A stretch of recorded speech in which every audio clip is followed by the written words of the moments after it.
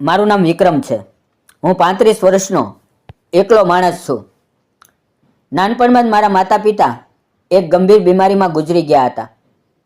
ત્યારથી હું ગામના લોકોની મદદથી મોટો થયો, પણ મારી પાસે કોઈ પોતાનું કુટુંબ કે ઘર નહોતું. હું ગામમાં મોટા વેપારી જયંતિભાઈના ગોડાઉનમાં મજૂરી કરીને જીવન ચલાવતો હતો. જયંતિભાઈ ખૂબ જ અમીર અને પ્રભાવશાળી માણસ હતા. તેમની પાસે અનાજનો મોટો વેપાર હતો, પણ તેઓ કર્મચારીઓ સાથે ખૂબ કડક વર્તન કરતા. ખાસ કરીને યુવાન સ્ત્રીઓ સાથે તેમનો વ્યવહાર સારો નહોતો. ઘણી છોકરીઓ તેમના ખરાબ ઈરાદાથી ડરીને નોકરી છોડીને ચાલી ગઈ હતી. એક દિવસ ગોડાઉનમાં એક નવી મહિલા આવી. તેનું નામ નેહા હતું. તેની ઉંમર માંડ 21-22 વર્ષની હતી. તે અનાથ હતી અને તેના દાદા દાદીએ તેને ઉછેરી હતી. હમણાં જ તેના દાદા ગુજરી ગયા હતા અને દાદીની તબિયત પણ નાજુક હતી. ઘરનો ગુજારો ચલાવવા અને દાદીની દવા માટે તેને નોકરીની જરૂર હતી. તેણે જયંતિભાઈ પાસે કામ માંગ્યું અને ગોડાઉનમાં અનાજના કોથળા ગોઠવવાનું અને હિસાબ લખવાનું કામ શરૂ કર્યું. જયંતિભાઈએ તેને જોઈને તરત જ વધારે પગારનું વચન આપ્યું. મને સમજાયું કે તેનો હેતુ સાફ નથી. તેઓ નેહાને વારંવાર પોતાની ઓફિસમાં બોલાવતા. નાના નાના કામના બહાને તે તેની પાસે રાખતા. નેહા ખૂબ સમજુ અને શરમાળ હતી. તે હંમેશા પોતાનું કામ ચૂપચાપ કરતી અને જયંતિભાઈથી દૂર રહેવાનો પ્રયત્ન કરતી. હું તેને દૂરથી જોતો અને મનમાં તેની ચિંતા કરતો. આમ દિવસો વીતતા ગયા. અમે બંને ગોડાઉનમાં એક સાથે કામ કરતા હતા. પહેલાં તો ફક્ત કામની વાતો થતી. ક્યાં કોથળા ક્યાં મૂકવા, કેટલું અનાજ આવ્યું, હિસાબ કેવી રીતે લખવો. પણ ધીમે ધીમે વાતો વધવા લાગી. એક દિવસ બપોરના આરામ વખતે નેહા મારી પાસે આવી અને બેઠી. તેણે પોતાના જીવન વિશે કહેવા માંડ્યું. તેના માતા પિતા તે નાની હતી ત્યારે ગુજરી ગયા હતા. દાદા દાદીએ તેને પ્રેમથી ઉછેરી હતી. હમણાં દાદા ગુજરી ગયા અને દાદીને દવાઓની જરૂર હતી. તે કહેતી કે કેટલીક રાતો એકલી રડતી રહેતી, પણ સવારે ફરી હિંમત કરીને કામ પર આવતી. હું તેને મારી વાતો કહેતો, કેવી રીતે હું પણ અનાથ થયો. ગામના લોકોએ થોડી મદદ કરી, પણ મોટા ભાગે મારે જ મહેનત કરવી પડી. ક્યારેય કોઈની સાથે દુઃખ વહેંચવાનું નહોતું.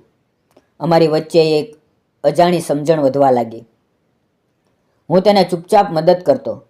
જ્યારે જયંતિભાઈ તેને ઓફિસમાં બોલાવતા ત્યારે હું કોઈ બહાને ત્યાં જતો અને વાત વચ્ચે આવતો. નેહા પણ મારી ઉપર ધીમે ધીમે વિશ્વાસ કરવા લાગી. તે કહેતી કે મારા હોવાથી તેને થોડી રાહત મળે છે. એક દિવસ નેહાએ મને કહ્યું કે તેની દાદીની તબિયત વધારે ખરાબ થઈ ગઈ છે અને વધારે દવા માટે પૈસા નથી. મેં મારી પાસે બચાવેલા પૈસા તેને આપી દીધા. તેણે શરૂઆતમાં ના પાડી, પણ પછી આંસુ સાથે સ્વીકાર કર્યા. તે દિવસથી અમારું બંધન વધારે મજબૂત થયું. એક સાંજે કામ પૂરું થયું ત્યારે જયંતિભાઈએ નેહાને પોતાની ઓફિસમાં બોલાવી. તેણે કહ્યું કે હિસાબની કેટલીક વાત કરવી છે. નેહા ગઈ. થોડી વાર પછી મને તેની મદદ માંગતી બૂમો સંભળાઈ. તે ડરથી ચીસ પાડીતી હતી. હું તરત દોડીને ત્યાં પહોંચ્યો. ઓફિસ અંદરથી તાળું મારેલી હતી. જયંતિભાઈએ તેને ખરાબ ઈરાદે પકડી રાખી હતી અને તેની ઇજ્જતને જોખમમાં મૂકવાનો પ્રયત્ન કરતા હતા. મેં જોરથી દરવાજો ખખડાવ્યો, પછી લાત મારીને તોડી નાખ્યો. અંદર જઈને મેં જયંતિભાઈને ધક્કો મારીને દૂર કર્યા. નેહા ડરથી ધ્રુજતી હતી અને રડતી હતી. મેં તેનો હાથ પકડ્યો અને કહ્યું, ચાલ અહીંથી ભાગીએ, હવે અહીંયા રહેવું જોખમી છે. અમે રાતના અંધારામાં ગોડાઉનમાંથી નીકળીને મારી નાની ઝૂંપડી તરફ દોડ્યા. મારી ઝૂંપડી ગામની બહાર એક નાની અને જર્જરિત જગ્યાએ હતી. તે ખાલી હતી, પણ અમારા માટે સુરક્ષિત હતી. અમે ત્યાં પહોંચ્યા ત્યારે નેહા થાકીને બેસી પડી. મેં દરવાજો મજબૂત કરીને બંધ કર્યો. તે રાત્રે અમે બંને ડરથી જાગતા રહ્યા. જયંતિભાઈના માણસો આવશે તેવો ડર હતો. નેહાએ મને વારંવાર કહ્યું, વિક્રમ, તે મારી ઇજ્જત બચાવી. હું તારી આભારી છું. મારા જીવનમાં પહેલીવાર કોઈએ મારા માટે આટલું મોટું જોખમ લીધું. બીજે દિવસે અમને ખબર હતી કે હવે પાછા ગોડાઉનમાં જઈ શકીએ તેમ નથી. જયંતિભાઈ અમને માફ નહીં કરે. અમારી બંને પાસે બહુ ઓછા પૈસા હતા. નેહાએ વિચારીને પોતાની દાદીની છેલ્લી ચોનાની વીંટી કાઢી. તેણે કહ્યું, આ વેચીએ તો થોડા દિવસ ગુજારો થશે અને દાદીની દવા પણ લાવી શકશું. તેના માટે એક ખૂબ મોટો ત્યાગ હતો. તેણે આંસુ સાથે તે વેચી અને થોડા પૈસા લાવ્યા. તેનાથી અમે અનાજ, દવા અને કેટલાક કપડાં ખરીદ્યા. અમે બંનેએ ગામમાં અલગ અલગ ઘરોમાં મજૂરી શરૂ કરી. હું બાંધકામ કે ખેતરમાં કામ કરતો. નેહા ઘરોમાં સફાઈ કે બાળકો સંભાળવાનું કામ કરતી. દરરોજ સાંજે અમે ઝૂંપડીમાં મવતા અને દિવસની વાતો કરતા. ધીમે ધીમે અમે ઝૂંપડીને સાફ કરી, દિવાલો ઠીક કરી અને તેને નાનું ઘર બનાવી દીધું. અમે સાથે રસોઈ બનાવતા, સાથે ખાતા અને રાત્રે ઘણી વાતો કરતા. નેહા મને પોતાના બાળપણની અને દાદા દાદી સાથેની વાતો કહેતી. હું તેને મારી એકલતા અને સપનાઓની વાતો કહેતો. અમારી વચ્ચેનો ડર ધીમે ધીમે વિશ્વાસમાં અને પછી ગાઢ પ્રેમમાં બદલાયો. હવે ગામમાં વાતો ફેલાય. લોકો કહેતા કે એક યુવાન છોકરી અને માણસ સાથે રહે છે. આ તો ખોટું છે. કેટલાક લોકો નેહાને ખરાબ નજરે જોતા, કેટલાક મને ટીકા કરતા. એકવાર ગામના કેટલાક મોટેરાઓ મારી ઝૂંપડીએ આવ્યા અને કહેવા લાગ્યા કે નેહાને તેની દાદી પાસે મોકલી દે. નેહાને ઘણું દુઃખ થતું. તે રડતી, પણ હું તેને સમજાવતો કે લોકોની વાતોની પરવા ન કરીએ. આપણે કાંઈ ખોટું નથી કરતા. અમે એકબીજાને આદર આપીએ છીએ અને એકબીજા માટે જીવીએ છીએ. એક દિવસ મેં મારી મહેનતના પૈસા બચાવીને નેહા માટે નવી મંગળસૂત્ર જેવી સરળ ચેન ખરીદી. તેને આપતા મેં કહ્યું, નેહા, તું મારા જીવનમાં આવી ત્યારથી મારી એકલતા દૂર થઈ ગઈ. આ તારા નવા જીવનનું પ્રતીક છે. હું તને હંમેશા સુરક્ષિત અને સુખી રાખીશ. નેહાની આંખોમાં આંસુ આવી ગયા. તેણે તે પહેરી અને મને આલિંગન આપ્યું.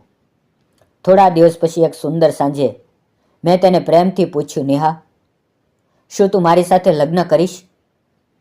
હું તને આખી જિંદગી પ્રેમ અને સમર્થન આપીશ. તેણે હસતા હસતા હા કરી અને મને ગળે લગાવી લીધું. અમે ગામના મંદિરમાં સાદી રીતે લગ્ન કર્યા. થોડા સારા માણસો અને નેહાની દાદી હાજર હતા. લગ્ન પછી અમારું જીવન વધારે સુંદર બન્યું. નેહાએ ઘર સંભાળ્યું. હું વધારે મહેનત કરવા લાગ્યો. અમે બંને મળીને નાનો અનાજનો વેપાર શરૂ કર્યો. થોડા મહિના પછી નેહાને ખબર પડી કે તે ગર્ભવતી છે. અમારા જીવનમાં નવી આશા આવી. હું તેની ખૂબ કાળજી લેતો. તેને ગમે તેવું ખાવાનું લાવતો, કામમાં મદદ કરતો. આખરે એક સુંદર દીકરીનો જન્મ થયો.